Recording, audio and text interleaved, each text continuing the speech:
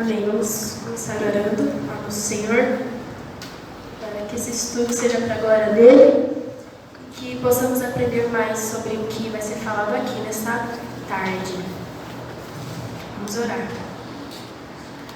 Senhor Deus, santo, santo, santo é o Senhor, Pai. Estamos aqui, Pai, na Tua presença. Estou aqui com os meus irmãos, Senhor. Estamos aqui na Tua casa para estudar, Pai, para aprender mais para a Tua honra e para a Tua glória, Senhor. Queremos aprender mais sobre o verdadeiro evangelismo, Pai, o evangelismo bíblico, Senhor. Nos ensine a pregar e a viver o ID, ó Pai. Não queremos ser cristãos, ó Pai, somente aqui nessas quatro paredes, Pai. Nos ensine, Pai, a viver o que aprendemos aqui, ó Pai, no decorrer do nosso dia. Nos ensine a pregar o Evangelho, mais puro Evangelho, Senhor. Seja com a nossa boca, seja com a nossa vida, ó Pai, com a nossa atitude de vida, Senhor. Em nome de Jesus, que o Senhor venha me usar, ó Pai, conforme a Tua vontade, que eu diminua, ó Pai, para que possamos aprender mais e mais sobre Ti, Pai. Estamos aqui, Pai, porque queremos conhecer mais o Senhor, ó Pai. Estamos aqui, Pai, porque queremos aprender mais sobre Ti, Senhor. Em nome de Jesus, Pai, coloca as palavras certas na minha boca, ó Pai. Que venhamos louvar a Ti, ó Pai, através deste estudo. Em nome de Jesus. Amém. Amém, irmãos. Irmãos, isso. Quando eu comecei a fazer esse estudo, eu fiquei pensando, meu Senhor, por onde eu começo, né? Por onde eu começo a falar sobre o evangelismo? É a primeira vez que eu estou dando um estudo sobre isso, sempre foi sobre o louvor. E eu pensei, como posso começar a falar sobre o evangelismo? E aí eu me fiz essa pergunta, com quem estamos lidando, irmãos? Ao fazer um estudo sobre o evangelismo ou evangelizar, com quem estamos lidando? Com as almas, com as pessoas. Então, eu pensei, para a gente querer evangelizar, primeiro a gente tem que se importar com as pessoas que vão ouvir. Porque não adianta nada, irmãos, a gente chegar, ir lá na rua, falar sobre o evangelho, sem antes se importar verdadeiramente com as pessoas perdidas, com as almas perdidas, irmãos. Então, eu queria passar um vídeo, primeiramente, falando um pouco mais sobre se importar, chorar pelas almas.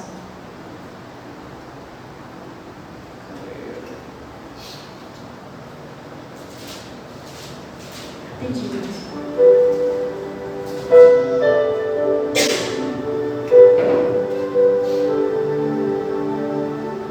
Mas presta atenção. Eu não vou pregar porque eu vou pregar. Eu não vou pregar porque, meu Deus, até o evangelismo é relativizado, é engessado, litúrgico, religioso. Não, eu vou pregar porque Deus viu na multidão, se compadeceu dela. Deus vendo o cego, foi movido de íntima compaixão. Deus vendo a prostituta, é por amor a eles, é por ver os doentes, os olhos vendados, é compaixão pelos meus irmãos, é pela necessidade salvífica deles, é porque eu sei que a onda vai os matar, vai devastar e não vai ficar corpo de pé algum. É porque eu não quero vê-los ardendo no inferno, arderão por toda a eternidade.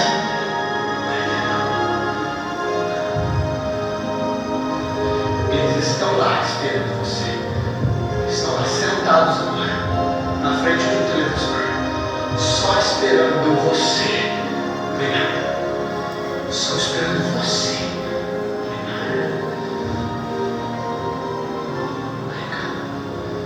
Eu espero o velório deles. E a Bíblia diz que todos comparecerão no tribunal. Nós estaremos lá. Os salvos serão julgados, mas não serão condenados. Você já imaginou? Você assistiu o julgamento da classe que você estudou inteira? A quinta A inteira condenada. A sexta B. A sétima. O primeiro colegial inteiro. A turma do direito inteira. Aquela vizinhança inteira. Aqueles tios inteiros. O que eu fiz? Eu não fiz nada. Não fiz nada. Nós não fizemos nada. Que geração horrorosa, nossa. Quando eu leio aqueles livros, Heróis da Fé, eu vejo de alguma maneira, por ele, de um solteiro, eu não lembro de outro sobrevivente, que vergonha. Charles Studd, que vergonha. Quem disse que alguém que tem lista? Tem uma lista de compra, lista de desejos, tem uma lista de amigos no Facebook. Nós não temos lista. Que lista de pecadores? O que você está falando para nós? Isso não existe. Nós estamos mal cuidando da nossa vida. Que vergonha, que vergonha, que vergonha, é uma vergonha. Eu não consigo me desvencilhar dessa vergonha, dessa geração. Eu não consigo. É muito fútil, é muito idiota. Eu não consigo. Vergonha. Nós vamos assistir multidões. Você lembra, você estuda, vê vídeos da Segunda Guerra Mundial, as valas, o holocausto das valas. Hitler jogava multidões nas valas de judeu e fuzilavam. Nós vamos ver multidões de pecadores. Deus com seu braço varrendo como um rodo. Multidões, vamos ver mães, amigos, tios lá e nós não fizemos nada. Você viu o filme A Lista de Schindler? No final que não me tirou o anel, disse esse anel, porque eu fiquei com ele. Ele valeria 2 armas. Pelo menos um ele valeria esse carro, porque eu fiquei com esse carro. Valeria 10. Eu podia ter salvado 10. Eu não salvei.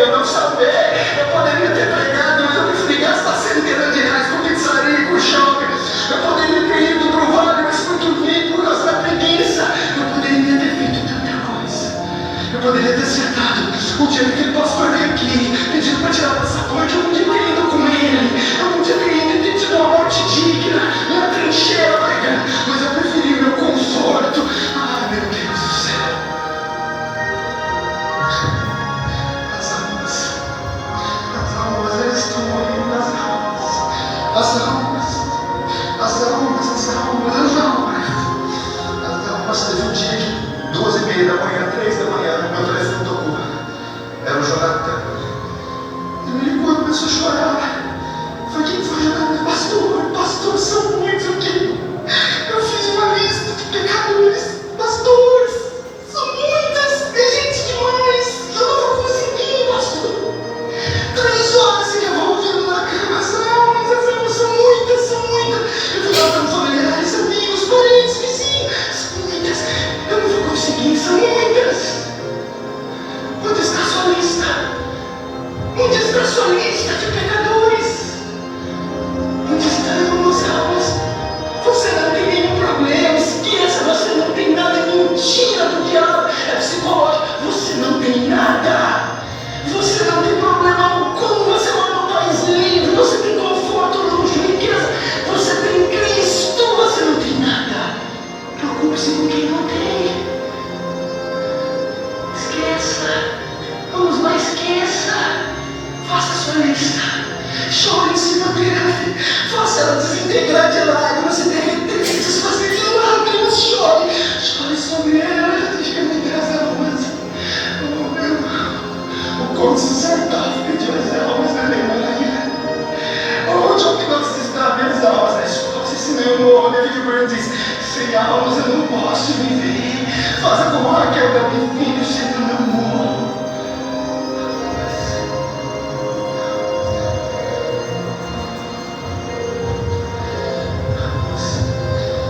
Elas estão morrendo. Elas estão morrendo. Elas estão morrendo. Elas estão morrendo.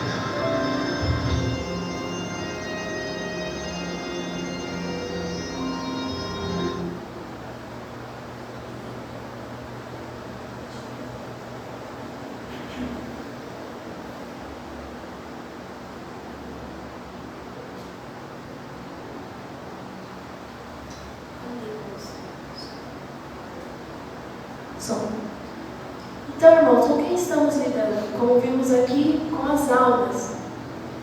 Nós não podemos começar o evangelismo, não podemos nem sequer, irmãos, ser cristão lá fora, se você não tem amor. Se você não tem amor pelas pessoas que estão indo para o inferno, não adianta abrir a boca para pregar o Evangelho.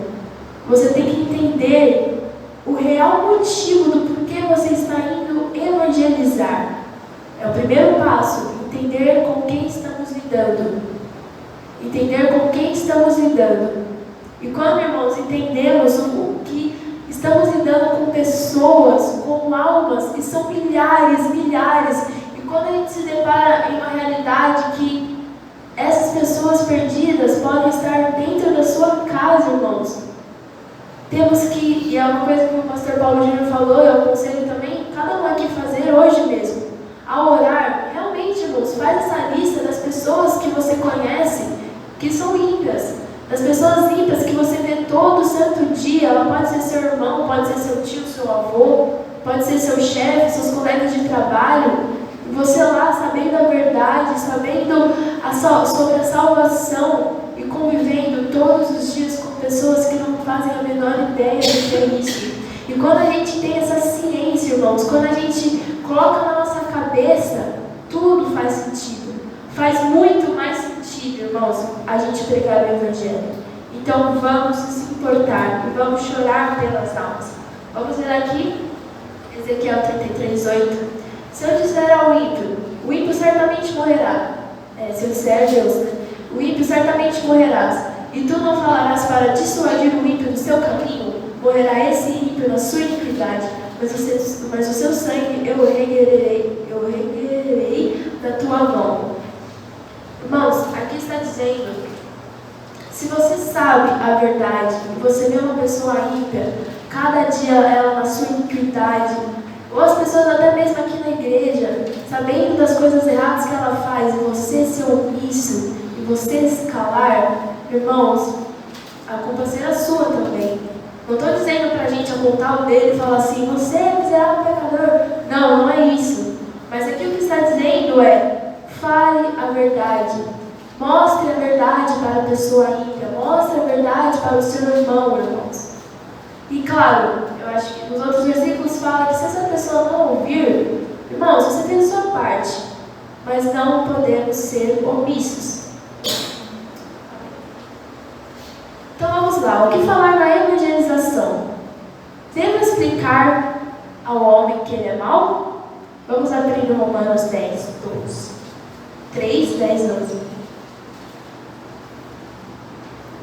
PH.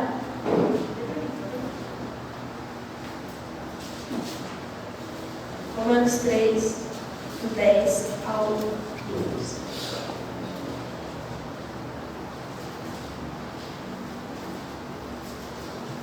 Devo explicar que o homem é mau? Vou ler. Como está escrito: não há um justo sequer, nenhum sequer. Não há quem entenda, não há quem busque a Deus. Todos se extraviaram, a umas se fizeram inúteis. Não há quem faça o bem, não há nenhum sequer. Irmãos, devo explicar que o homem é mau? Os homens, irmãos, têm que ser trazidos ao conhecimento de si mesmos. Os homens têm que entender, de uma vez por todas, o quão depravados são, o quão pecaminosos são. Os homens têm que entender e ser trazidos ao conhecimento de sua própria natureza, antes de se renderem a Deus. Antes de se renderem a Deus. Então, irmãos, não tem como uma pessoa querer se render a Deus se ela não sabe quão ruim ela é. Concorda comigo? Irmãos, se vocês quiserem, podem falar também, tá? Enfim. Então, ela tem que ser trazida ao conhecimento de quem ela é, olhar para si mesma, entender o quão pecadora ela é, para depois se render a Deus. Os homens estão caídos, irmãos, de tal maneira que temos de remover deles toda a esperança na carne, antes de serem trazidos a Deus. Os homens ímpios, irmãos, hoje em dia, homens e mulheres, têm muita esperança no seu eu, têm muita esperança na sua carne, muita esperança aqui na terra, muita esperança nos seus frutos, aqui no trabalho, no dinheiro, família, etc, etc. Temos que tirar toda a esperança que essa pessoa tem na carne. Somente assim ela pode ser trazida a Deus. Então vamos lá, o primeiro erro que nós cometemos é a mentira religiosa. Qual que é essa mentira religiosa, irmãos? Eu confesso que eu já fiz isso há uns anos atrás, eu também vejo muitas pessoas fazendo também, que é, vamos lá, estamos no evangelismo na prática, né? Vamos lá falar com o pecador, com a pessoa ímpia, começamos a fazer várias perguntas para ela, começamos a perguntar várias coisas, algumas perguntas, confesso que são até clichês, são bem comuns, e depois perguntamos se querem pedir que Jesus entre em seu coração. Muitas das vezes estamos lá conversando com a pessoa, não falamos sobre o quão mal ela é, não damos a notícia ruim do que é ser um homem pecador, mas fazemos várias perguntas que vamos ver no decorrer deste estudo, e depois vamos falar: fulano, amigo, você quer que Jesus entre no seu coração? Aceite Jesus, faça ele entrar na sua vida. Isso é uma mentira religiosa, irmãos. Por que realmente não é mentira religiosa? Ele não está salvo. Jesus não entrou no coração dele. Não podemos nos dar ao luxo de mentir dessa forma. Não mencionar o pecado, outro erro, que não podemos falar na evangelização. Não mencionar o pecado. Irmãos, eu conheço, eu creio que muitos conhecem também, milhares de pregadores, milhares de evangelistas que não mencionam o pecado nas suas pregações, não mencionam o pecado no seu evangelismo, enfim, nas suas ministrações. Por quê? Obviamente, irmãos, que se você chegar e falar assim que o homem é um pecador, que o homem é um depravado, que o homem é um miserável, que precisa de Jesus, a pessoa não vai falar: ei, glória a Deus. Infelizmente, muitos não vão fazer isso.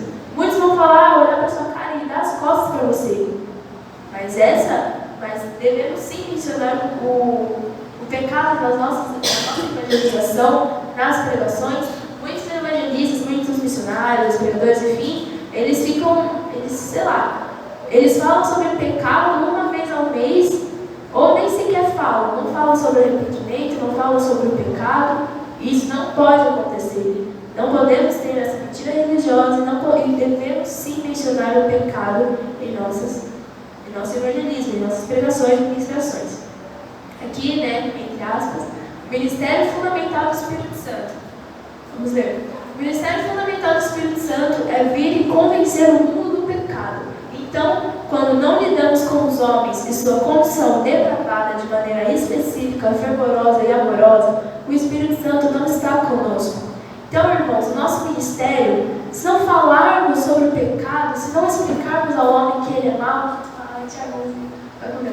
se não explicarmos que o homem é mau, o Espírito Santo não está conosco, porque o ministério do Espírito Santo, como Paulo diz, é vir convencer o mundo do pecado. Então, obviamente, devemos falar sim sobre o pecado, devemos falar sim sobre o arrependimento. Como o Espírito Santo vai convencer uma pessoa se nem mencionamos sobre o pecado, se nem mencionamos sobre o arrependimento? Então, irmãos, se não falarmos essa verdade, o que somos? O que nos tornamos no decorrer do nosso ministério? Somos enganadores, imorais e ladrões. Por favor, abre para mim Jeremias 6,14, todo mundo.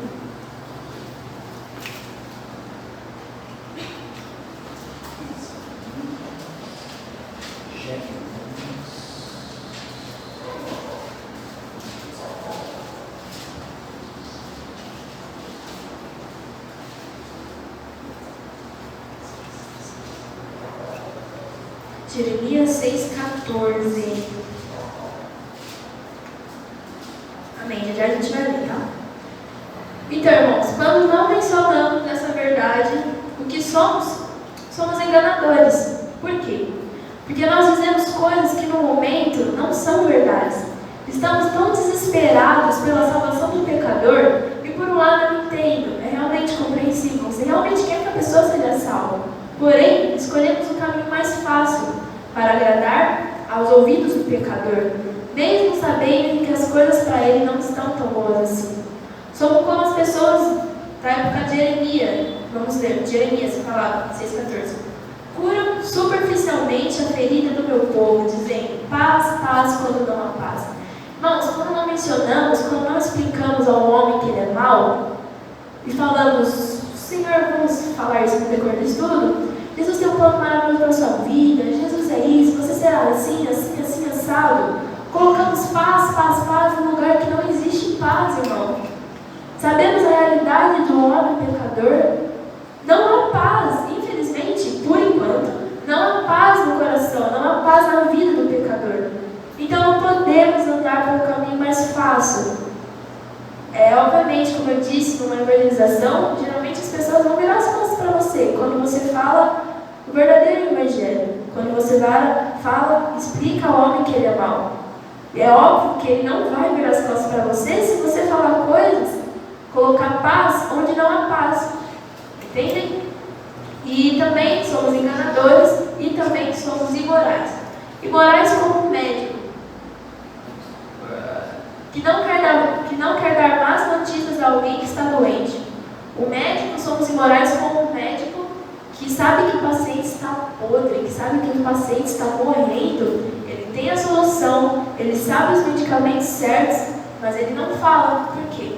Porque ele está com medo do paciente não falar mais com o médico, está com medo do paciente, ele tem temor que o paciente fique bravo, fique irritado com o médico. Então ele não fala. Somos imorais a esse ponto, irmãos, de sabermos a condição do ser humano e não damos a medicação certa. Ele é tão imoral, o médico ele é tão imoral, que não quer contar à pessoa as notícias mais necessárias para salvar a sua vida. Isso é muito sério. E também somos ladrões. Vamos abrir em Lucas 7:47.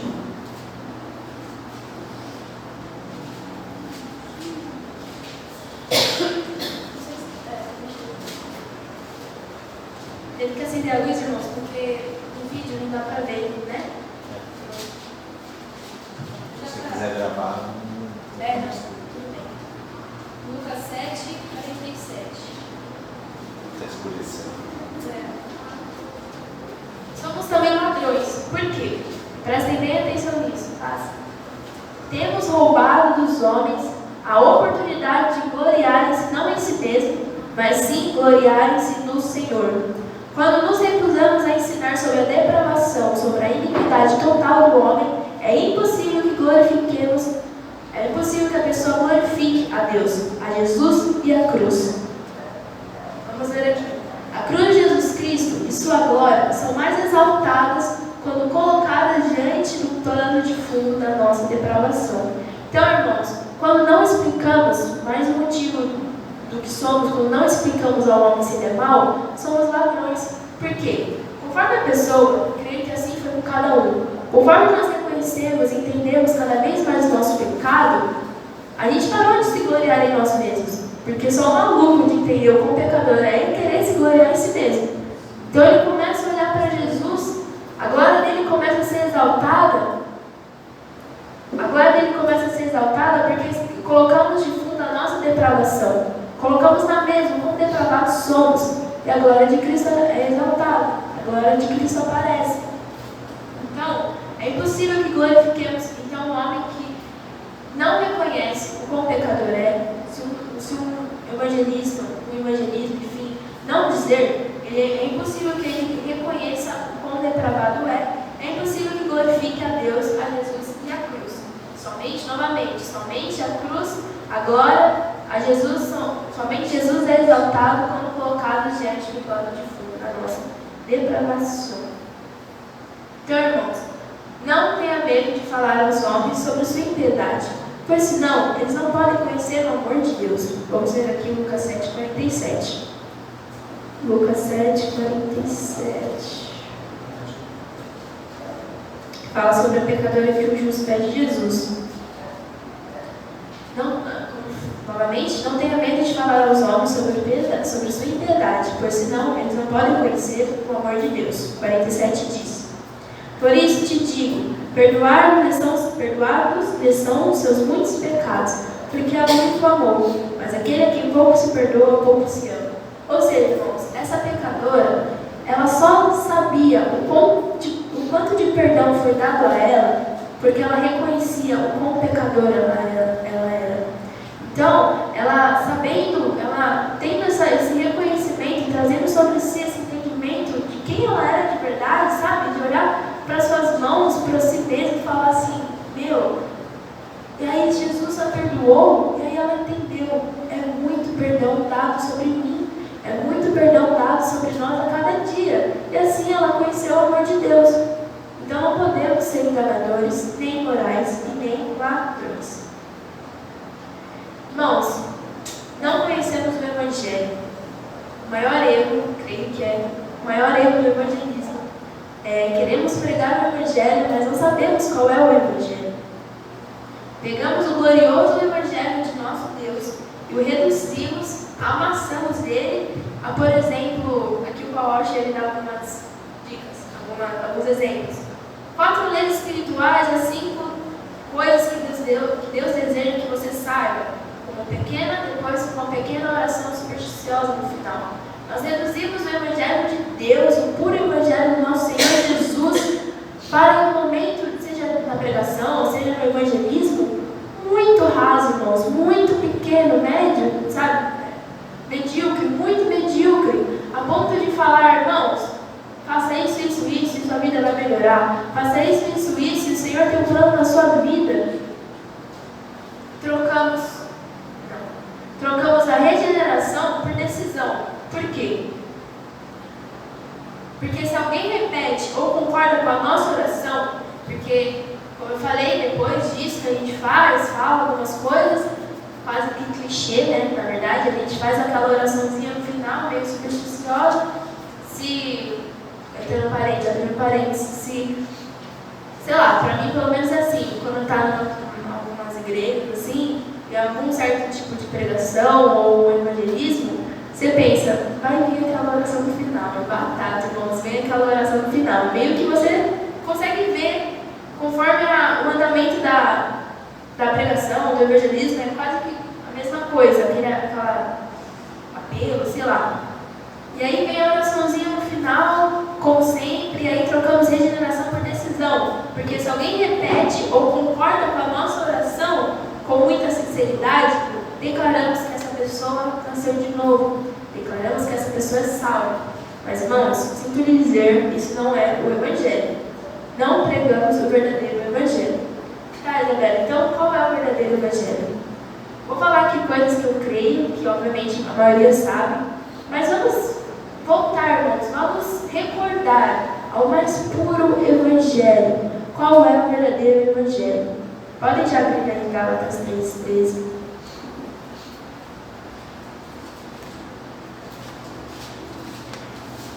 Qual é o mais puro e verdadeiro Evangelho, irmãos? O Evangelho começa com a natureza de Deus. Com a natureza de Deus. Partindo da natureza de Deus, o Evangelho vai indo tratando da natureza do homem e de seu estado depravado, de seu estado caído. Ou seja, o Evangelho começa na natureza de Deus, de quem é Deus, o que é Deus, logo vem e começa a tratar sobre a natureza do homem, quem o homem é, a natureza caída e depravada do homem. E com base nisso, não sei, né, se no decorrer do nosso ano, se as pessoas podem perguntar isso, eu espero que sim, porque já vai ser como posso dizer? Já vai ser mais fácil introduzir o Evangelho, né? Se as pessoas perguntarem, se a gente entender que se Jesus é santo, poderoso, maravilhoso, se ele tem todos os seus atributos, se ele é justo e a sua justiça é santa e pura, se alguém te perguntar, tá bom, se Deus é justo, ele não pode perdoar o pecador. Ele não pode perdoar o pecado dos homens. Como Deus pode ser tão justo e ao mesmo tempo justificador de ímpios? Eu pedi para os irmãos abrirem Gálatas, mas vamos abrir por Gálatas primeiro. Se uma pessoa perguntar para você, irmãos, tá bom, entendi, Deus é santo, Deus é poderoso, santo, justo, então, se Deus é tão justo e ao mesmo tempo, como ao mesmo tempo ele pode ser o justificador dos ímpios? Vamos abrir aqui Provérbios 17. A gente vai abrir bastante a Bíblia para correr, tá? Então, vai deixar aberto ali, isso aqui. Tá bom, se Deus pode ser justo e ao mesmo tempo justificador de ímpios. E aí, com base nesse versículo, Provérbios 17:15. O que justifica o perverso e o que condena o justo, abomináveis são para o Senhor, tanto um como para o outro. Com base nisso, a pessoa te pergunta, o que a gente pode responder, irmãos? É aí que vem o grande segredo, o mais puro evangelho, irmãos. Apesar disso, como Deus pode justificar, ao mesmo tempo for de ímpios, como isso pode acontecer? Como existe esse grande dilema? Se a gente canta tanto na igreja, se tem todas as nossas canções, que Deus justifica o pecador. Entende, irmãos? A gente vai começar a entrar no ponto que devemos apresentar às pessoas. É isso que de fato temos que apresentar às pessoas. O grande problema é que Deus é verdadeiramente justo e todos os homens são verdadeiramente imundos, são verdadeiramente ímpios. Porém, Deus, tendo em vista a sua própria glória e demonstrando um grande amor por cada um de nós, enviou o seu Filho, que viveu nessa terra como um homem perfeito. E depois, em harmonia com o plano eterno de Deus, o Filho morreu naquela cruz no Calvário. E naquela cruz, ele levou o nosso pecado e permanecido ali como nosso substituto legal. E assumindo a nossa culpa, se tornando maldição por nós. Agora sim, pode abrir Gálatas 3.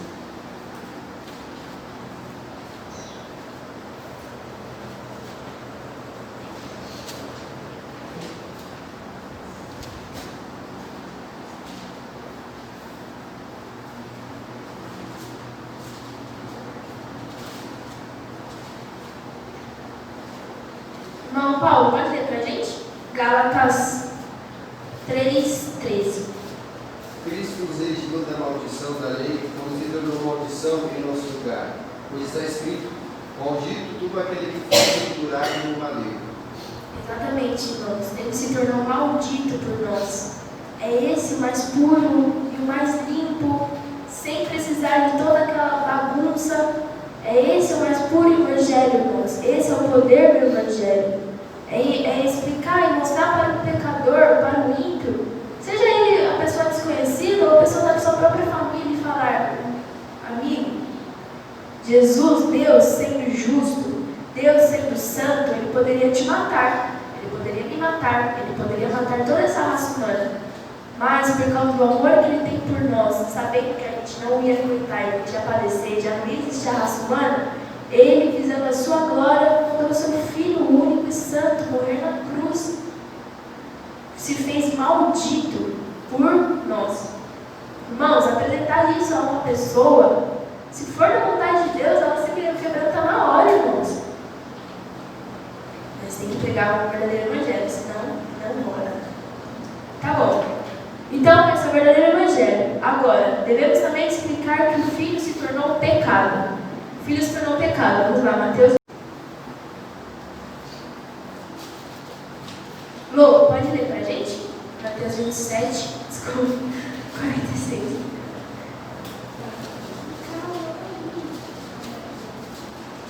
Por volta das 3 da tarde, Jesus comunicou convosco, Eli, lama sabachthani, que quer dizer, meu Deus, Muitas pessoas, às vezes nós, não sei, quando a gente vê essa passagem, Eli, lama sabachthani, meu Deus, por que me abandonastes? Por que me desamparastes? A gente às vezes tem, eu tinha, então fala por mim, uma visão um pouco meio, não sei, e pobre do Evangelho. Eu pensava que Cristo estava lá, pendurado na cruz, sofrendo as aflições do Império Romano, e o Pai não teve a fortaleza moral de suportar o sofrimento de seu filho. Deus não teve a força, ele não conseguia, ele via seu filho sofrendo e falava, não consigo olhar, e se afastou de Jesus. Mas, irmãos, a verdade é, ele se retirou, não porque ele não conseguia olhar para o seu filho, mas ele se retirou porque o seu filho se tornou um pecado. O seu filho se tornou um pecado, e ele, sendo verdadeiramente justo, ele se afastou, ele abandonou Jesus. Outra coisa, preciso falar sobre a ira de Deus? Caramba, Isabela, tem que falar que o homem é pecador, tem que falar sobre várias coisas, ainda falar sobre a ira de Deus? Sim, porque é bíblico, né, irmãos? Temos que apresentar que sim, Deus é santo, Deus é bom, mas não podemos esquecer que Deus também é justo, que Deus também é ira, mas sua ira é santa e pura também. Vamos abrir em Mateus 26, 39.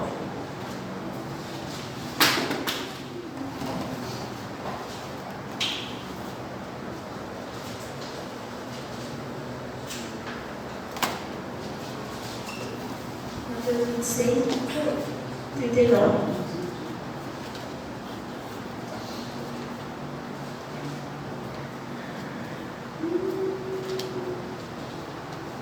Aqui. Preciso falar sobre a ira de Deus? 39. Adiantando-se um pouco, prostrou-se sobre o seu rosto, orando e dizendo: Meu Pai, se possível, passe de mim este cálice. Todavia, não seja feita como eu quero, e sim como tu queres. Irmãos, as pessoas acham também, falando sobre mim, eu também achava, que a ira de Deus, na minha infância inteira, eu sempre achei que a ira de Deus não, que o cálice que Jesus estava falando era o sofrimento que ele ia sofrer. Jesus se crucificou, pregos foram colocados em suas mãos, em seus pés, a coroa de espinho, chicotearam, tiraram pedaços da carne de Jesus. Obviamente que você vai achar que, nossa, o cálice vai ser isso. Mas, irmãos, na verdade não. Como muitos creio que sabem, o cálice era o cálice de Deus. Não falando que não foi sofrido o que Jesus fez, obviamente. O que Jesus passou, obviamente foi. Mas o que devemos explicar também para o pecador é que o cálice que Jesus não queria, mas mesmo assim, que seja feita sua vontade, mas é que ele não queria passar. Eu tenho certeza que no momento que ele estava falando isso, ele deve ter ficado muito aflito de saber o cálice de Deus. Então, irmãos, esse era o cálice de Deus. Era a ira do Pai que tinha que ser derramada sobre o Filho. Alguém tinha que morrer. Irmãos, você fala para a pessoa, alguém tinha que morrer. Não fui eu, não foi você. Levando a culpa do povo de Deus, abandonado pelo Pai por causa de sua justiça e esmagado. E Jesus foi esmagado sob a ira de Deus. Vamos ler Isaías 53:10. Felipe, fala pra gente, por favor. Lê pra gente, na verdade. Isaías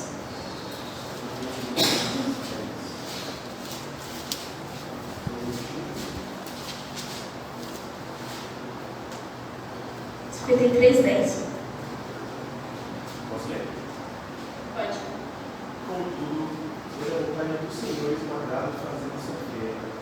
Apesar de ter sido dado como oferta pelo pecado, ele verá a sua posteridade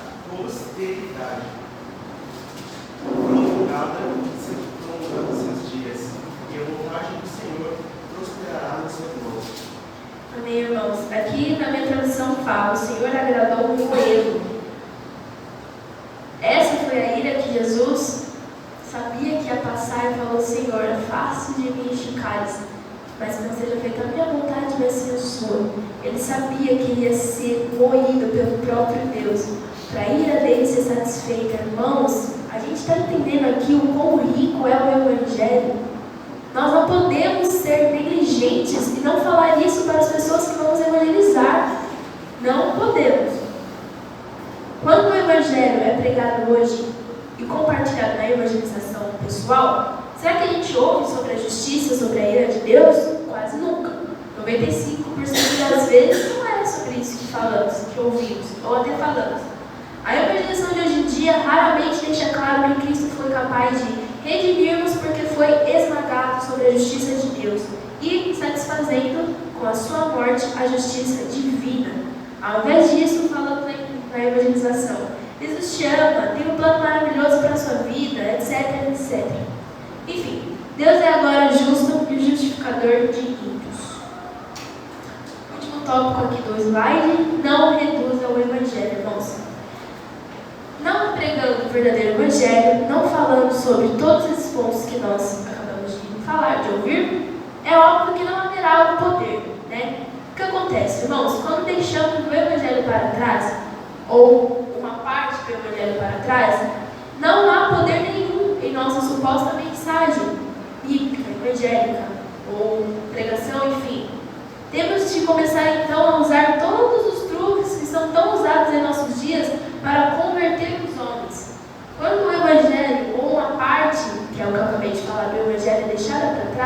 excluída ou passava uma maquiagem por cima, a gente não tem o poder do Evangelho. O poder que a gente quer pregar o Evangelho, tem que pregar todo o Evangelho, não pode pregar uma parte.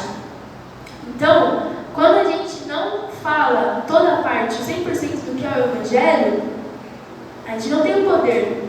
Então, a gente começa a criar truques ou começa a falar, fazer coisas para a pessoa se converter. Porque, por um lado, a gente quer que a pessoa se converta. Então, a gente vê também em vários lugares, em vários vídeos, muitos truques, muitas coisas que as pessoas falam que a gente sabe que não é verdade. Mas por quê? Porque elas não pregam o Evangelho, então elas querem poder de qualquer jeito. Seja pelo bem do Evangelho, seja pelo bem de qualquer outra coisa, mas ela quer pregar o Evangelho. Mas ela quer poder, ela quer que as pessoas se convertam, ela quer que a igreja encha. Mas tem que ser pregado o Evangelho mais puro e mais simples e mais lindo na sua estrutura do Evangelho. Sem mais, sem menos, sem tirar nem pôr. E todos conhecemos a maioria desses truques e obviamente sabemos que nem funcionam, né? Então, irmãos, evangelistas, missionários, pregadores, devemos assimilar a verdade sobre a cruz, o que de fato ela significa. Irmãos, você, a gente não vai precisar de nada para produzir resultados, para produzir fogo, poder, enfim, esse é o nosso trabalho no decorrer deste ano. Seja no Ministério de Evangelização, seja em qualquer outro ministério da nossa igreja no decorrer deste ano. Nós não vamos precisar, irmãos, fazer nada mais ou nada uau, se a gente assimilar a verdade sobre a cruz. Se a gente assimilar o que aconteceu na cruz.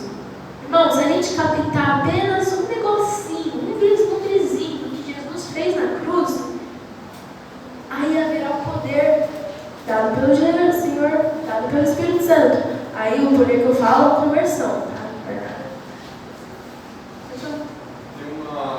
Ontem, essa semana, eu vi um vídeo, né, de um evangelismo, que era até legal, né, legal lembrar, né, e não é um erro muito cometido aí no meio do evangelismo. O rapaz estava conversando com a moça, era o último pedaço do vídeo, e ele falou assim para a moça: então, volte para os caminhos de Deus, que Jesus está falando hoje que te ama, que se fosse preciso morreria na cruz de novo por você. É uma coisa que a gente, por vezes para ficar bonito, a gente acaba soltando coisas que é completamente impossível de acontecer. Lá em Hebreus está bem claro, acho que o único sacrifício suficiente de Cristo. Então, eu achei legal trazer para que a gente também, né, às vezes na euforia do momento, a gente acaba soltando essas coisas, mas são coisas que não são bíblicas e isso não vai dar certo na questão da regeneração da pessoa. Exato. Então é isso, irmãos. Até mesmo nós jovens, né, tomar bastante cuidado, como ele falou, na questão da euforia. Eu digo por mim, primeiramente tudo para mim, isso aqui, irmãos. Porque a gente está ali, sei lá, no calor do momento, falando com uma pessoa, sabe, que não é cristã.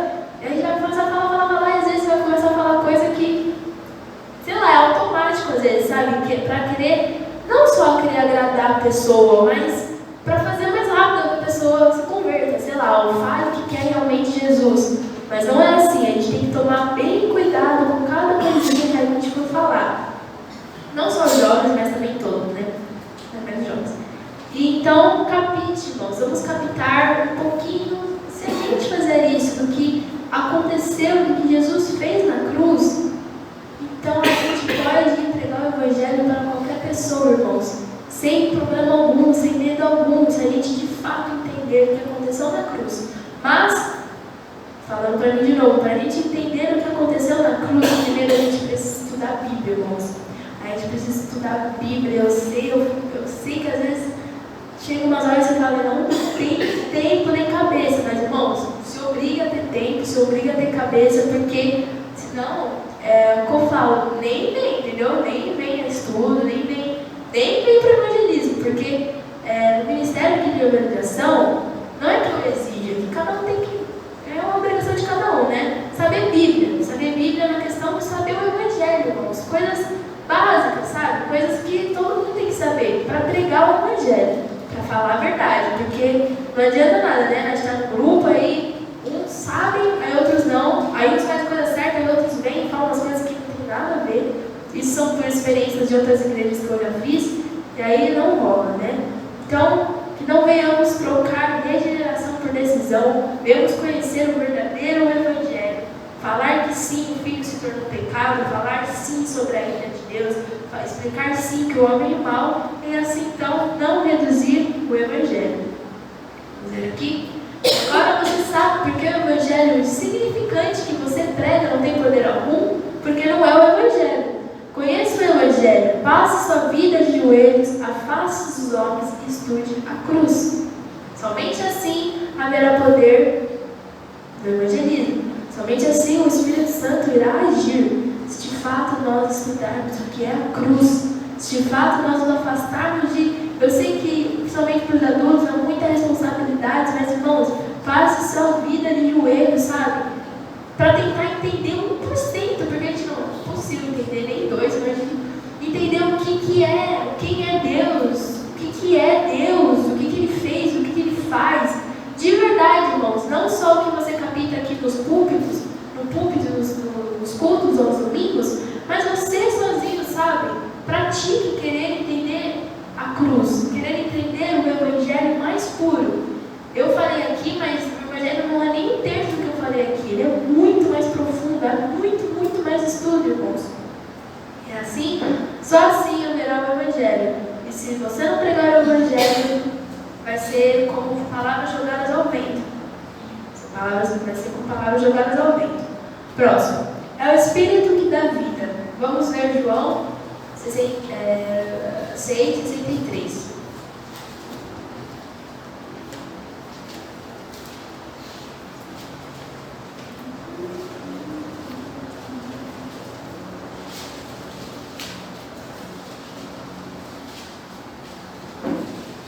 Depois eu passo o slide para vocês no grupo, se vocês quiserem.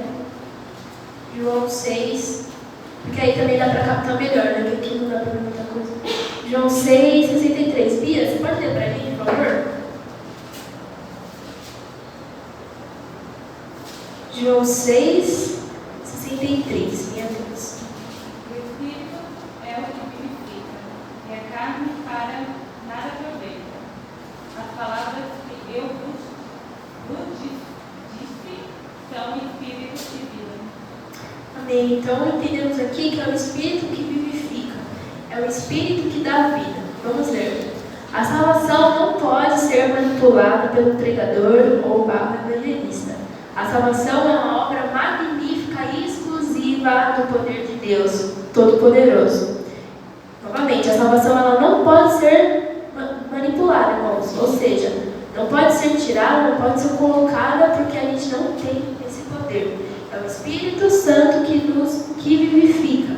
Na obra da regeneração, há uma grande manifestação do poder de Deus, certo? Operado pelo Espírito Santo.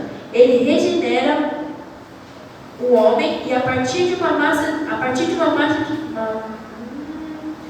de corrupção. Ou seja, não podemos manipular a salvação, porque a salvação vem pela regeneração. Obviamente, não temos esse poder de regenerar ninguém. Somente o Espírito Santo vivifica. E é o que eu ia perguntar. O que pensamos errado sobre a regeneração? Vou falar mais uma vez, né, explicando bem resumidamente o que é a regeneração. Na obra da regeneração, há uma grande manifestação do poder de Deus operada pelo Espírito Santo. Ele regenera o homem a partir de sua massa de corrupção. Logo, sem uma manifestação poderosa da obra da regeneração do Espírito Santo, tudo o que dissemos, tudo o que pregamos, não será nada. Será palavras jogadas ao vento, porque é o Espírito que vivifica. Se o Espírito não estiver, irmãos, não haverá vida, não haverá regeneração. Ele tem que soprar a vida nos mortos, senão eles não serão convertidos, senão eles não ressuscitarão. É Ele quem faz isso e é Ele que decide a quem Ele faz isso. Nosso papel é pregar, nosso papel é falar, né? E aí, com base nisso, né, numa pregação que eu vi, a gente pensa, né, beleza, se é o Espírito Santo que vivifica, se é o Espírito Santo que faz isso e aquilo, então por que eu tenho que pregar o Evangelho? Porque eu posso pregar o Evangelho para várias pessoas, uma pessoa ser convertida, ou nenhuma pessoa ser convertida. Como que eu vou saber? Aí o pastor, como chama? Marcos, ele fala assim, irmãos, a gente tem que pregar o Evangelho. A gente não sabe quem que vai ser ou quem que não vai ser, mas nosso papel é pregar, seja na escola, seja em qualquer lugar, sei lá, no trabalho. A gente tem que crer, irmãos, que existem pessoas que é do povo de Deus no nosso trabalho. Existem pessoas que são do povo de Deus, mas elas ainda não ouviram, elas ainda não foram convertidas. Mas Deus pode estar falando, o meu povo está lá, abre a boca, viva a sua vida como verdadeiro crente, prega o Evangelho, irmão. Filho, Deus pode falar assim, na sua escola, fulano, meu povo está aí. Tem gente que é do meu povo, que é do meu reino, está aí. Mas ele precisa ouvir o Evangelho, ele precisa conhecer o Evangelho. E assim o Espírito Santo irá vivificá-lo, e assim o Espírito Santo irá regenerá-lo. Então, devemos pregar, mesmo se a gente vai saber ou não. Um exemplo, quando eu estava no ensino médio, né? Eu tinha uma amiga que ela era uma grande amiga, só que ela era do mundo, né? Mas eu gosto muito dela. Enfim, sou cristã, né? Então, tem que dar o testemunho de vida de um cristão, falando ou não, a Bíblia é boa ou não, você tem que ser cristão. E, obviamente, você andando com alguém, ou a pessoa andando com você não pode ser influenciado, você tem que influenciar. E amém. E aí, pela graça de Deus, eu dei uma Bíblia para ela. Foi assim no primeiro ano, acho que até no comecinho do segundo ano. E aí, depois, por ela escolher outros caminhos, e obviamente não ia seguir ela foi e nunca mais a gente se falou. Tipo, desde o terceiro ano do ensino médio, desde a formatura, parece que virou estranho. Mas amém. E aí, nesse ano, eu acho que em dezembro ou no começo de janeiro, ela vai me mandando uma mensagem que ela quer conhecer esse Jesus, que ela lembrou da Bíblia, que ela quer estudar, ela não sabe por onde começar, mas ela quer conhecer Jesus. E ela lembrou de mim, irmãos.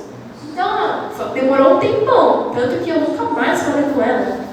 Na verdade, ela também nunca mais falou comigo, eu até chorei porque ela tinha minha amiga. Mas passou, entendeu? E eu nem lembrei, tipo, eu nem pensei, nossa, a pessoa, será que ela vai ser ou não? Só viva a sua vida como um verdadeiro cristão. Fale quando for necessário, mas fale. E assim o Espírito Santo pode agir, irmãos, no tempo dele, mas só faça. Você pode estar orando pela conversão da sua família há uns 5 anos, mas não é você que decide. É o Espírito Santo que decide quando que ela será convertida ou não. Às vezes você nem vai ver isso. Né? Posso falar? Sem querer cortar a regeneração, mas pegando esse gancho. Quem já foi meu aluno já ouviu esses relatos, né? Acho que a maioria não foi aqui, então eu posso repetir.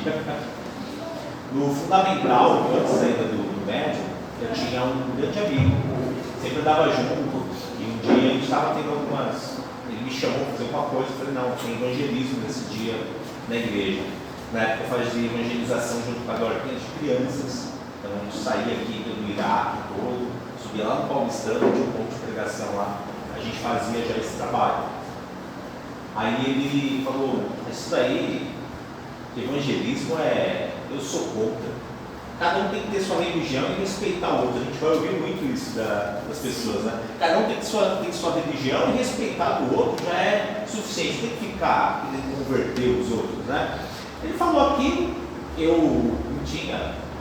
O Espírito Santo vai mexendo conforme. Aí eu falei, mas se a pessoa gosta muito, tem compaixão pela outra, ela vai trazer aquilo, né? Mas ficou, e um tempo depois a gente se reencontrou. Tem amizade até hoje, tem umas crianças da idade da Estezinha, vai ter duas. Aí ele um pouco depois do médio, a gente conversando, ele falou, teve uma experiência tremenda de conversão, tremenda. Hoje ele mora em Londres, mas quando ele estiver aqui para São Paulo, eu vou ver se consigo chamar ele de repente para vir dar o testemunho dele, que é tremendo, tremendo. E às vezes a gente faz parte, não daquele momento de que a pessoa escolheu, mas a gente foi direcionando ela para aquilo, com o nosso bom testemunho. Eu tenho certeza, não estive ali no momento que um amigo dele chamou ele para a igreja e o Senhor tocou o Espírito Santo em si, mas tenho certeza que eu também colaborei um pouco para quebrar um pouco aquele estigma de crente que às vezes é tão difícil de quebrar na vida das pessoas. Então a gente tem que ter essa persistência em ter o testemunho, principalmente. Porque o mau testemunho vai ser lembrado por 2, 3 mil pessoas. O bom testemunho também marca. Só que ele é mais difícil de ser mantido, porque ele tem que ser constante. O mau testemunho é uma escorregada só que você dá ali. Mas o bom testemunho é constante, ele é difícil, ele é evangelismo também. Com certeza, né? A gente tem que pregar o evangelho, e se for possível, abre a boca, mas principalmente com a sua vida. Porque pior seria se a gente pregasse o evangelho e vivesse uma vida completamente ao contrário do que é o evangelho. Muitas pessoas, muitos filhos, né, que eram na igreja, são muito revoltados. Algumas pessoas eu conheço que, porque começa a conhecer, né, a igreja, começa a conhecer Jesus e começa a ver que os pais, as pessoas, é uma coisa na igreja, é uma coisa na sua casa. E eles começam a ficar revoltados e falam assim, para que ser cristão? A pessoa pode falar várias coisas bonitas, mas se não tem testemunho, irmãos, ele é o primordial, ele é o primordial. Sobre a ação do Espírito Santo, me permitindo, aí eu já era um pouco mais velho, um pouco mais experiente, estava namorando a Val, acho que 1 ano, mais ou menos, eu morava com ela. Eu fazia um estágio, isso aí o pessoal já conhece também, um laboratório de eletrônica, ou lugar para ter iniquidade. Um monte de homem coloca lá. Nossa! Aí chegavam sexta-feira, eles falavam que iam no motel, ia aqui, Senhor, tem misericórdia, né? Aí e nesses ambientes a intimidade sua tem que ser revelada, né? Porque eles ficam ali insistindo, né? E num certo momento eu falei que eu era virgem, que não tinha problema nenhum com isso. Se Deus me permitisse manter esse voto, né? Essa determinação, essa escolha, essa orientação até o meu casamento. Nossa, não é pra quê, né? Não respeitam esse tipo de posição. Isso eu estou falando de mais de 20 anos atrás, eu acho que é até pior, né? E 3 anos. E um dia a gente foi jogar futebol, mas eles me enchiam o saco o tempo todo com isso. Aí na volta do futebol, eu até comentei aqui a Nestor Pestana, a primeira igreja minha é aqui, né? Eles entraram lá e falaram que tem um lugar de prostituição bom, que é Sushi Woman, que põe uma mulher. Bom, enfim, me deram os detalhes, mas. E ficaram insistindo para mim, que iam pagar, que iam, né? Eu falei, não, só me levam para casa, se não quiser, pode me deixar aqui, que eu sei chegar. Aí eu cheguei em casa nessa noite, foi um dia de semana, muito triste, mas não pelo deboche, pela falta de respeito, tudo, né? Mas muito triste, justamente por aquele primeiro slide, pelos passos largos que dão na iniquidade a caminho do inferno, do precipício. Então aquilo me comoveu. E o Espírito Santo me levou a ficar orando, falou, pega a Bíblia, vamos estudar agora. Eu não aconselho a fazer isso, irmãos, mas naquele momento o Senhor falou, abre a Bíblia que eu vou te mostrar uma palavra. Eu abri na Bem-aventuranças, Mateus 5, comecei a ler Bem-aventuranças, quando chegou no 10 ou 11, né? Fala, bem-aventurados sois vós, quando vos injuriarem, perseguirem, em meu nome, mentindo, falando tudo mal contra ti, né? Alegrai-vos e regozijai-vos, porque grande é o vosso galardão do céu. Porque assim perseguiram os profetas de vós. Eu falei, Senhor, muito obrigado. Tá? Mas aí ele falou mais ainda. O Espírito Santo falou, amanhã vai chegar um momento que você vai falar da palavra na vida deles. Vai ser semeada a palavra ali naquele lugar.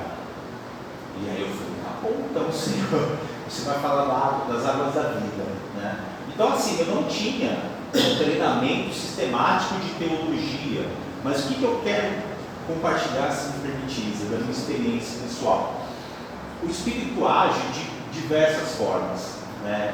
Eu não trouxe exatamente uma coisa sistemática, mas você vai ver que o Espírito Santo me levou, mesmo sem conhecer, a falar coisas parecidas. Ele falou, fala da água da vida, que é essa mensagem que vai ser para as pessoas. E aí a gente estava lá, no laboratório, entra e sai bastante gente, né? A gente fazia concertos, então tinha várias bancadas, era um lugar mais ou menos desse tamanho, com várias bancadas, um pouco menor. Aí a gente, no momento, começaram a me zoar por causa do evento. E aí eu ia, o Senhor, não é agora. Aí beleza, passou. Aí continuamos, no segundo momento eu ia abrir, o Senhor, não é agora.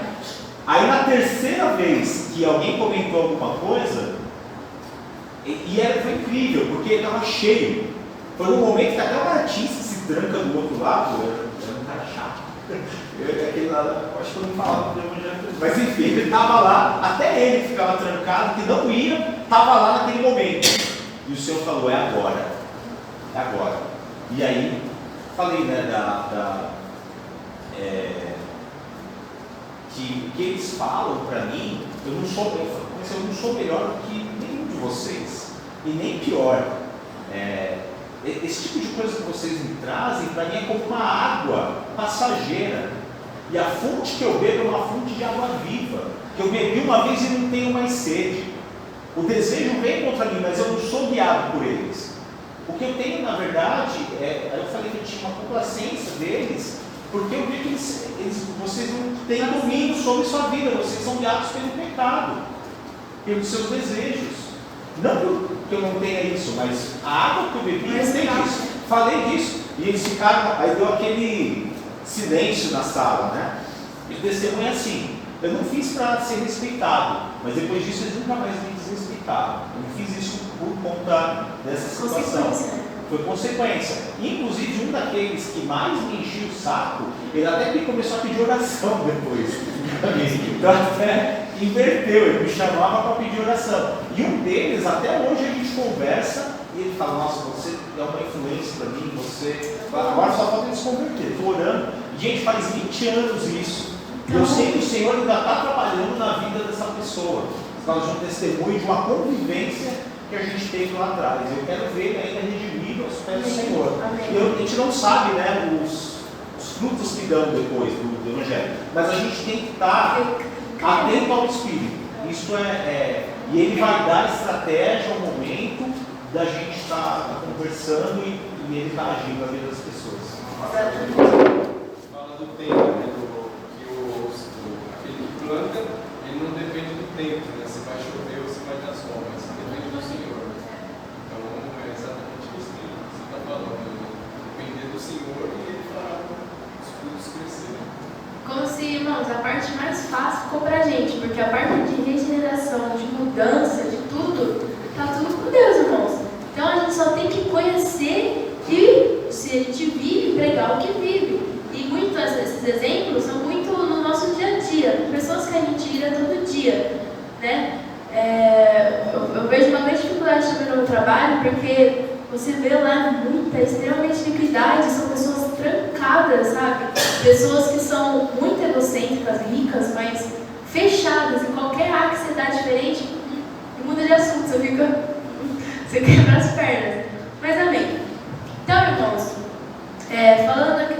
voltando à questão do que o Espírito Santo, ele que regenera, ele que vivifica, o que também fazemos de errado logo, o que fazemos de errado é acharmos que fomos regenerados, ou nascidos de novo, ou que a pessoa foi regenerada e nascida de novo, se em algum momento de sua vida, numa evangelização ou em um apelo, a pessoa tomou uma decisão e acha que foi muito sincera, então ela nasceu de novo, ou achamos que ela nasceu de novo. Porém, não é evidência de uma obra de regeneração e recriação sobrenatural da parte do Espírito Santo na vida da pessoa. Não há frutos, não existe frutos. Então, irmão, a gente também tem que tomar muito cuidado dessa questão de muitos crentes acham que são nascidos novos, são regenerados, ou acham que as pessoas são isso, porque em algum momento de sua vida ele fez essa oração, ele fez essa decisão, mas não há frutos. A gente tem que olhar para nós mesmos, sabe? Para depois evangelizar, mas olhar para nós mesmos e falar assim: quais são os meus frutos? O que eu estou dando de fruto? É lógico que a salvação não é por obras, mas a evidência que você foi salva é pelos frutos. Mas não existe frutos, então não houve regeneração. Ju, abre para mim 2 Coríntios 5:7. Henrique, abre para mim em 2 Coríntios 13:5. Marcinha, abre para mim em 2 Pedro 10. Eu vou abrir em João 3,7. Eu já estou aqui com a Bíblia em João. 3,15. 5, perdão. 13, 5.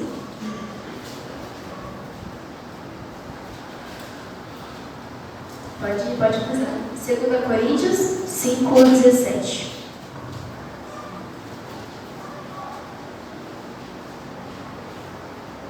E a Marcinha, 2 Pedro 1:10. Amém. Portanto, se alguém está em Cristo, é nova criação. As coisas velhas já passaram e surgiram coisas novas. Examinai-vos a vós mesmos, se realmente estáis na fé. Provai-vos a vós mesmos, ou não reconheceis que Jesus Cristo está em vós, senão é que já estáis reprovados. Marcinha? Portanto, irmãos, procurai fazer cada vez mais firme a vossa vocação e eleição, porque fazendo isto, nunca jamais... 7 diz: Não te admires se eu te dizer, importa-nos nascer de novo. Então, irmãos, nós precisamos, as pessoas precisam olhar para si mesmas e de fato ver, será que realmente eu nasci de novo? Será que de fato eu sou uma pessoa regenerada? Como o pastor Paul Washer diz, o crente, ele luta contra o pecado? Sim, ele luta contra o pecado.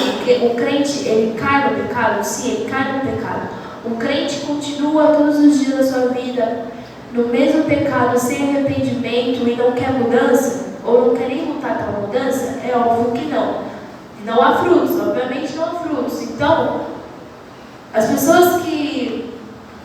isso é uma coisa, na questão errada que a gente pensa, por causa de um momento, de uma decisão, de uma oração, somente de uma oração a pessoa já foi convertida e acabou. Não, a conversão, como sabemos, ela é diária, mas tem que haver frutos. De fato, verdadeiro arrependimento, a verdadeira conversão e regeneração. Amém? Voltando aqui. Evangelização antibíblica, né? Vamos abrir em Marcos 1:15.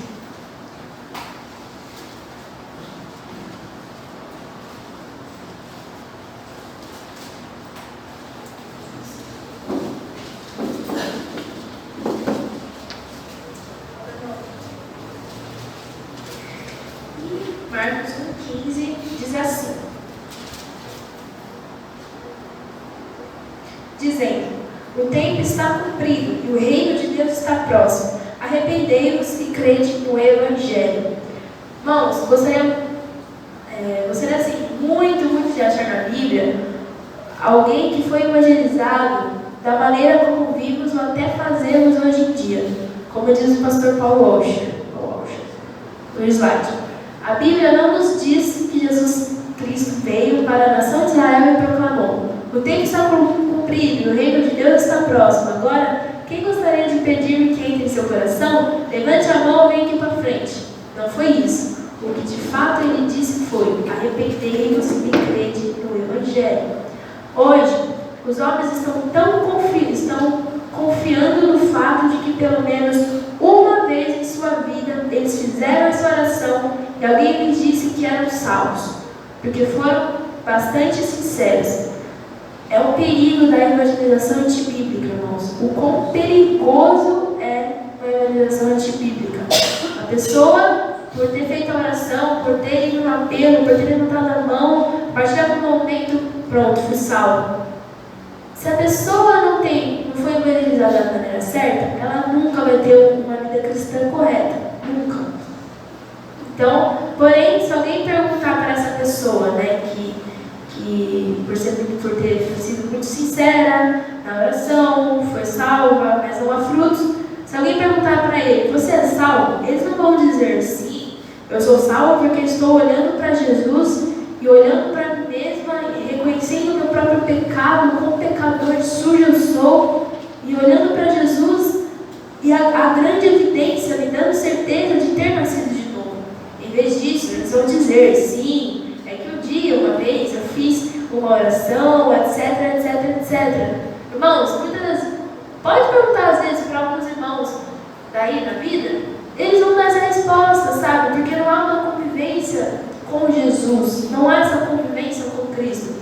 Por quê? Porque eles se baseiam naquele dia que foram evangelizados e ali, mas não foi uma evangelização bíblica, eles não sabem nem o que é o puro evangelho, se de fato ele é o que é o pecado, o que é a depravação, ou quão ruim é o pecado. Então, ele não tem essa ciência. Então, ele vai falar, foi por causa da oração, etc, etc. Isso é errado, vamos apagar isso. A pessoa acha que está está suficiente ir à igreja de domingo, já fez a sua rotina de ir ao domingo, mal ora, mal lê a Bíblia durante a semana, nem sequer pensa em Jesus, nem sequer quer conhecer mais a Ele, mas mesmo assim ela se sente convertida, porque um dia ela fez uma oração, porque um dia ela foi lá na frente da igreja no apelo, etc, etc. Mas não, isso está errado, obviamente está errado. Irmãos, isso não quer dizer nada. Sinceramente, como vimos, há maneiras mais bíblicas e há maneiras certas de evangelizar alguém. Vamos ver. Os homens pensam que vão para o céu porque julgam a sinceridade de sua própria decisão. Examinai-vos novamente, examinai-vos a vós mesmos se realmente estáis na fé. Provai-vos a vós mesmos. Então, irmãos, eles pensam que vão para o céu porque julgam que foram real, sinceros, que choraram, sentiram aquele calafrio, irmãos. Quantas vezes eu já não vi isso? E que sentiram aquele calafrio e sou salvo aí por causa da sua própria decisão. Ou seja, por uma obra sua. Não porque foi Cristo, não porque há evidências olhando para Jesus, olhando para o seu Evangelho, olhando para a sua glória. Irmãos, isso não quer dizer nada. Como disse, há maneiras mais bíblicas de evangelizar uma pessoa. Então, como vocês sabem, a salvação é somente pela fé. É graça de Deus, é uma obra exclusivamente dele. Porém, a evidência da conversão não é apenas a nossa sinceridade no momento. Não é apenas nossa sinceridade nas orações ou sozinhos. Não é isso. É uma conversão diária. É o fruto permanente em nossa vida. Novamente, a conversão se baseia que é um fruto permanente. Também se baseia que é um fruto permanente em nossas vidas. Ele é permanente. Não é que um dia você tem um fruto aqui e aí nunca mais e depois de uns anos. Não, é permanente, é frutos, é oração, é arrependimento, é busca, é evangelizar, é pregar o ídolo. Os frutos, né, de uma pessoa convertida. Vamos ler Mateus 7:20.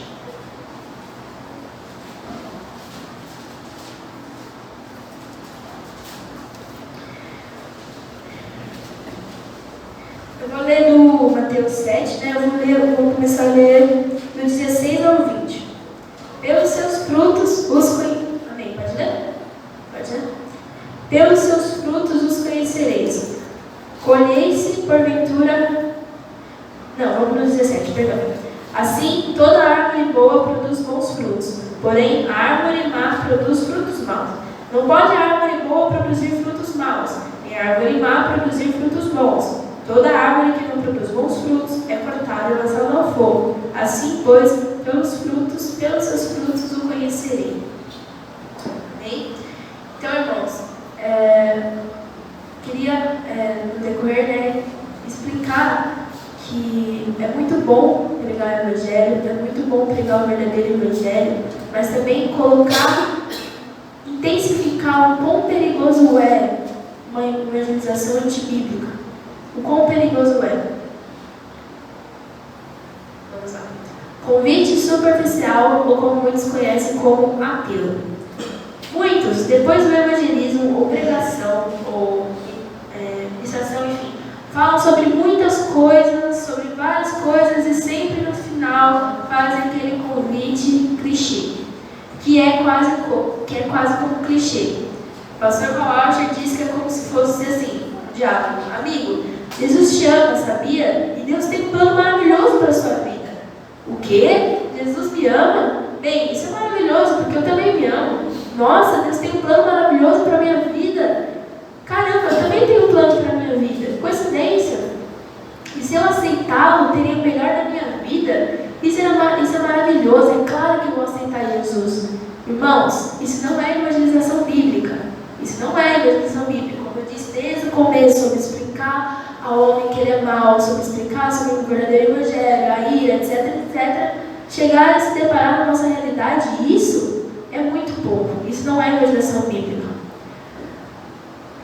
Quem é Deus?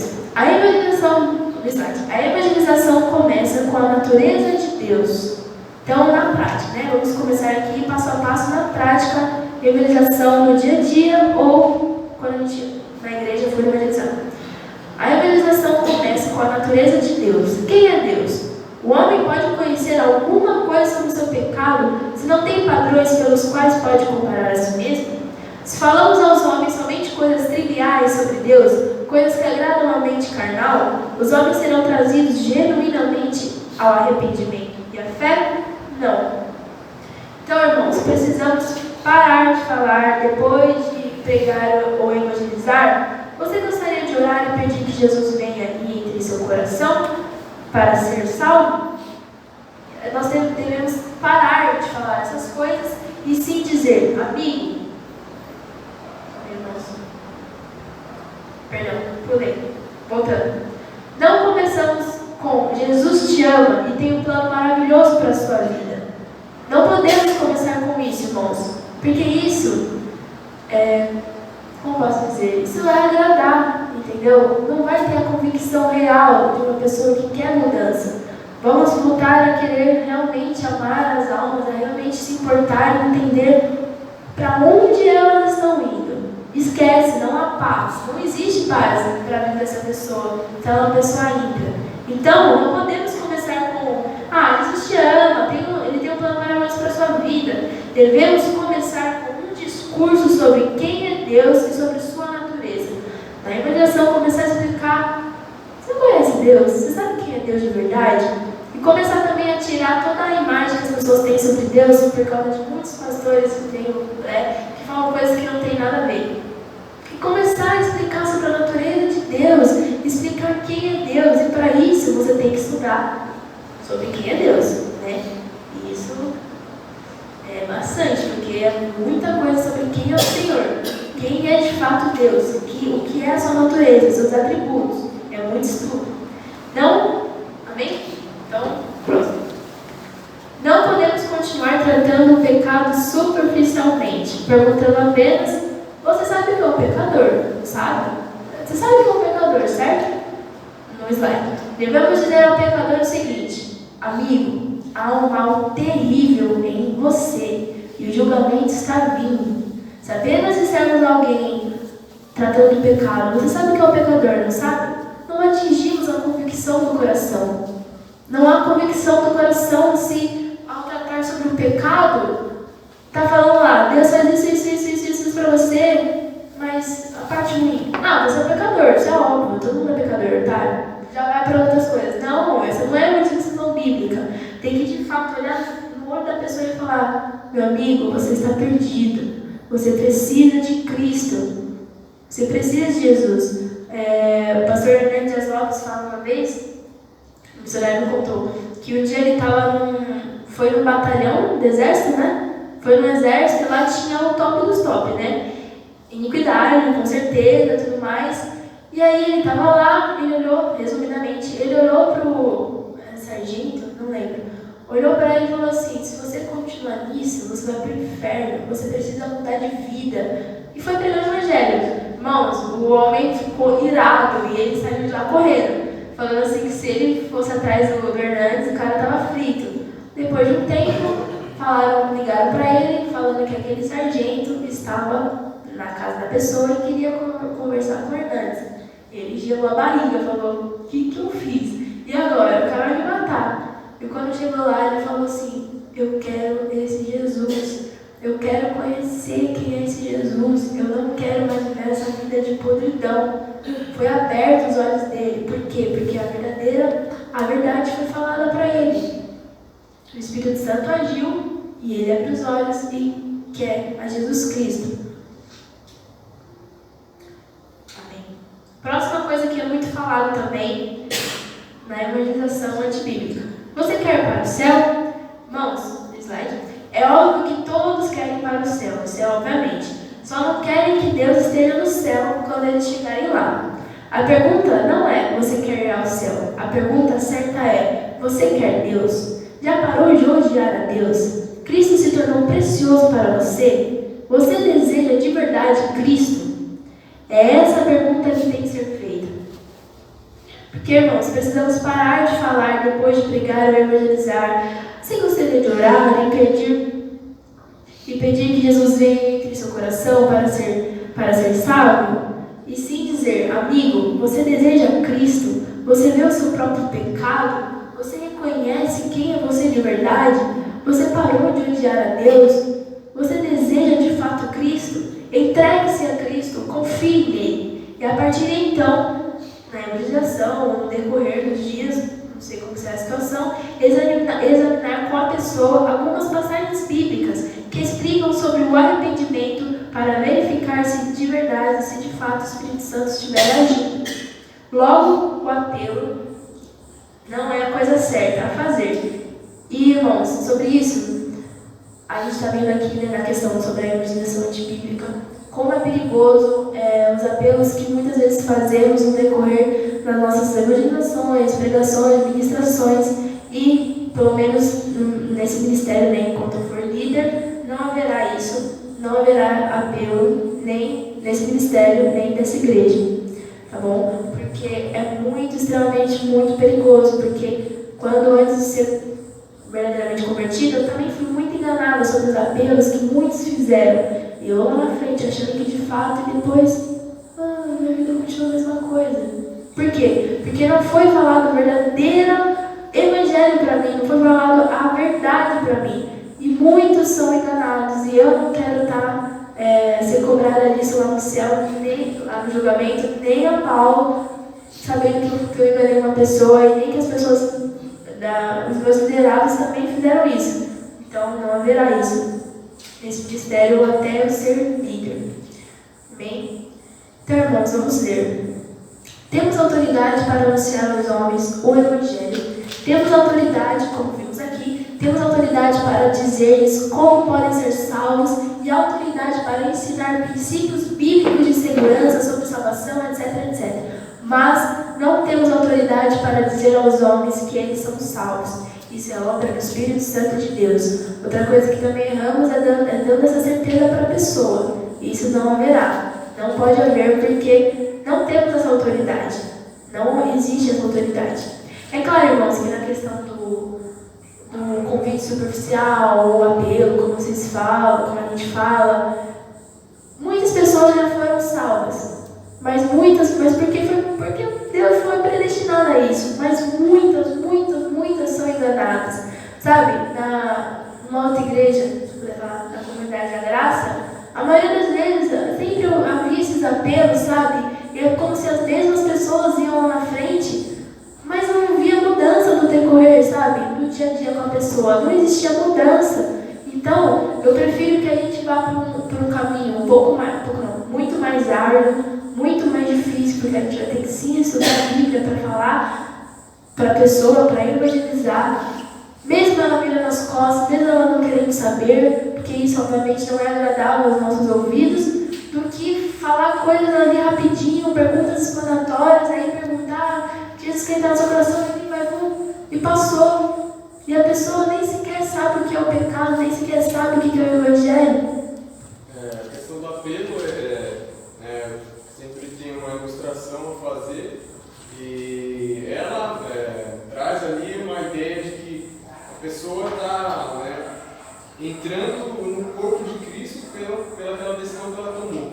Mas o que a gente está fazendo ali na verdade, tendo esse apelo, a gente está tratando de um caso de um câncer no estado terminal, e a gente está dando uma aspirina para essa pessoa e está levando ela para o mesmo lugar onde ela já iria, para a morte, para o inferno. Então a gente está tratando esse câncer no estado terminal em que ela está, dando aspirina para ela e levando ela e ela está indo somente sendo enganada ali, né, na vida. Muitas pessoas, até eu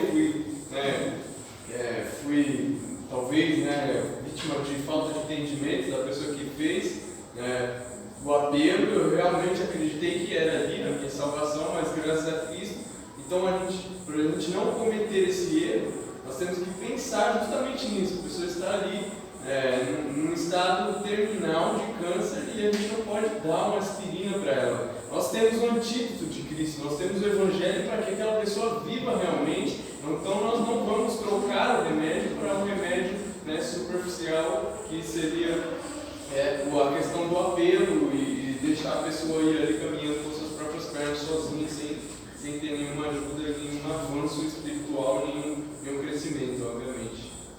E a evangelização bíblica também é como se, no decorrer, né, das evangelizações bíblicas, é como se, não sei, ao certo falar, como se fosse um convite para a pessoa entrar pela porta estreita, né? Porque muitas das vezes esse evangelismo antibíblico de falar coisas que não é verdade, pregar paz onde não há paz, é como se você tivesse por fora da porta estreita, decorando ela com várias florzinhas, pintando vários arco-íris, colorindo, colocando glitter. E a pessoa acha que entrou na porta estreita, mas ela não está na porta estreita.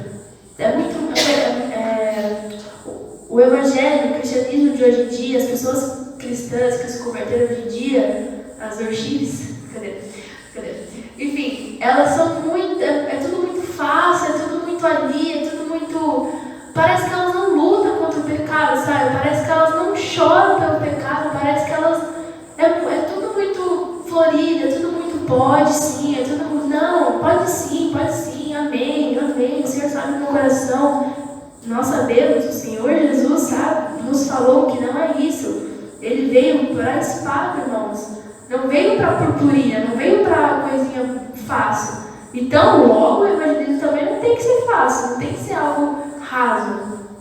E aí a pessoa, a partir do momento que de fato ela rasga toda aquela purpurina, tudo aquilo que enfeitaram nos olhos dela, nos ouvidos dela, e entra pela porta estreita, aí de verdade a gente começa a conhecer a conversão. Porque muitos que também nasceram na igreja, que de fato são convertidos mesmo, tem um momento que a gente parece que entrou de fato na porta estreita, que é um amadurecimento, que as coisas ficam complicadas ali, mas você não quer desistir, você não quer desistir do seu Salvador.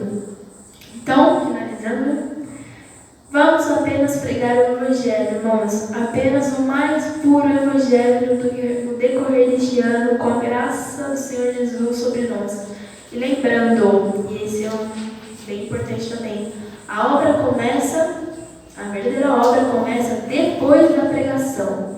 É a obra de lidar com as almas, né? Existem várias situações para a vida de um crente quando ele vai evangelizar. Haverá momentos, não sei se já passaram por isso, que aí você fala sobre Jesus, você nunca mais viu aquela pessoa, ou você prega e a pessoa vem para a sua igreja de fato e começa ali. É aí que começa a obra, irmãos. É a obra de lidar com as almas. Muitos, infelizmente, tratam as pessoas como se fossem números, sabe? Como se fossem... que tem que ouvir o que ele quer falar. E aí, quando ela quer, sabe? Como uma ovelha quer ser cuidada, eles não dão verdadeira atenção. Eles não dão verdadeira atenção para aquela pessoa que acabou de se converter. E aí, eles não estão lidando com a alma do jeito certo. Aí não é a verdadeira obra. Então, lembrando, a obra começa depois da pregação. Quando vem, se for pela graça de Deus, os frutos da pregação, né? Que é o Espírito Santo agindo. Por último, irmãos, para não temermos pregar o Evangelho, né? Para não sermos omissos. Ou as pessoas voltarão contra o Evangelho com a fúria de um animal, ou elas serão convertidas. Amém? Então, não venhamos temer, irmãos, não venhamos ser omissos. Eu falo isso por mim, às vezes no meu trabalho, são pessoas grandes, né? São pessoas importantes assim, e você pregar o Evangelho é como se estivesse quebrando todo o pau que ela fez para ela mesma. Ou elas se convertem, ou elas vão e odeiam. Mas isso já não é vezes com amor, muitas das vezes, mas não ser omisso, mas falar a verdade, repreender, que também é amor. E amém. É isso, irmãos. Só deixar um último texto aqui para a reflexão dos irmãos. Aqui é em base de tudo isso, né? Romanos 1, Paulo fala sobre essa questão de não temer, né? Pois eu não me envergonho das boas novas a respeito de Cristo, que são o poder de Deus em ação para a salvação de todos que creem, primeiro os judeus e também os gentios. As boas novas revelam como opera a justiça de Deus, e no começo ao fim é algo que se dá pela fé. Como diz as Escrituras, o justo viverá pela fé. Amém, irmãos. Mais alguma observação? Isso aqui já sou hoje, já acabou. Alguma observação? Então vamos orar. Para finalizar o estudo, a graça do Senhor Jesus. Senhor Deus, te agradeço muito, Senhor, por este momento aqui, Pai. Senhor, que somos nós sem o Senhor, ó Pai. O que seria de nós sem o Senhor em nossas vidas, Pai? Eu venho aqui, Pai, pedir perdão pelos nossos erros e falhas, ó Pai.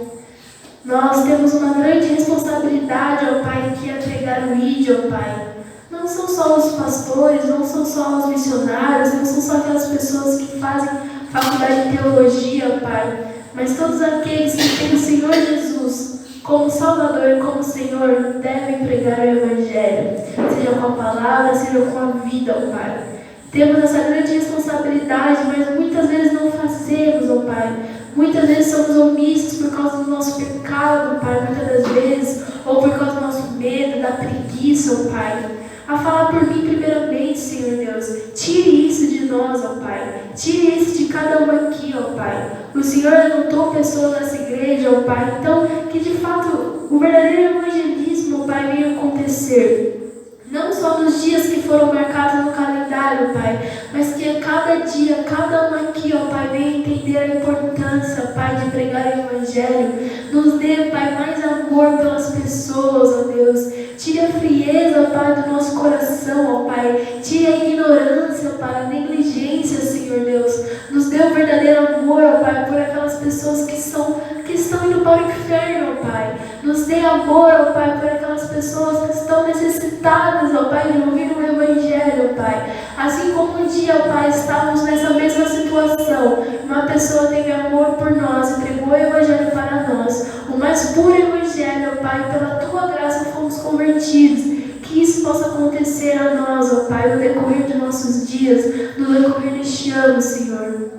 Em nome de Jesus, que venhamos ficar refletindo em nossas casas, ó Pai, sobre o que estudamos aqui. Cada um aqui, ao chegar, ó Pai, não venha já ligar a televisão ou já fazer coisas triviais, ó Pai, mas de fato entender, ó Pai, assimilar, ó Pai, o que foi ouvido, o que foi falado aqui, ó Pai, para assim então praticar, Senhor.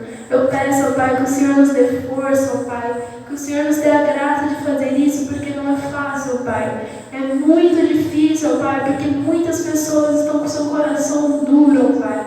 Muitas pessoas estão entregues ao pecado, estão entregues às garras de Satanás, ó Pai. E nós estamos aqui, ó Pai, com essa responsabilidade de pregar o Evangelho, ó Pai. De mostrar a luz que há em nós, ó Pai, para as pessoas que estão em trevas, Senhor. Ó, quão maravilhoso é saber que fazemos parte deste plano, ó Pai. Então, Senhor, que não venhamos ser omissos, ó Pai. Que venhamos de fato nos arrepender dos nossos erros, dos nossos pecados, Senhor, para que assim a gente venha tirar os nossos olhos de nós mesmos, do nosso próprio umbigo, e começar a olhar para aquelas pessoas perdidas, para as pessoas que estão entregues, mergulhadas na iniquidade, Senhor. Como o pastor Paulo Júnior disse, ó Pai, nós não temos nada do que reclamar, Senhor Deus. Nós temos tudo, ó Pai, nós temos tudo, Senhor. Nós temos a Ti, nós conhecemos a Jesus, nós conhecemos a verdadeira fé salvífica, Pai. Nós conhecemos os fundamentos da fé cristã, sem heresia alguma, ó Pai. Não somos enganados com heresias, ó Pai, mas ainda assim nos queixamos, ó Pai. Ainda assim, qualquer coisinha é motivo de, novamente, olhar nossos olhos, voltar nossos olhos para o nosso próprio umbigo, ó Pai. Esquecer daquelas pessoas que de fato não têm nada, ó Pai. Esquecer daquelas pessoas que de fato estão perdidas, Senhor. Em nome de Jesus, ó Pai, nos transforma, ó Pai. Nos molde, Senhor, conforme o caráter do seu Filho Jesus, ó Pai. Não importa o quão difícil for, Pai, o quão doloroso for, ó Pai, mas se for formado, ó Pai, o caráter de Cristo em nós, ó Pai, então eu quero passar, ó Pai, eu creio que cada um quer passar, ó Pai, porque é isso a vida cristã, ó Pai, é conhecer a Ti, ó Pai, e fazer o Senhor conhecido, ó Pai, seja com a palavra, seja com o nosso testemunho de vida, Senhor. Em nome de Jesus, ó Pai, eu peço humildemente, nos diminua, Senhor, nos diminua nada, ó Pai, para que o Senhor seja conhecido, reconhecido através de nossas vidas, ó Pai. Eu entrego este estudo nas Tuas mãos, ó Pai, tudo é para a Tua glória, tudo é para o Seu reconhecimento, ó Pai, que o Senhor seja magnificado, ó Pai.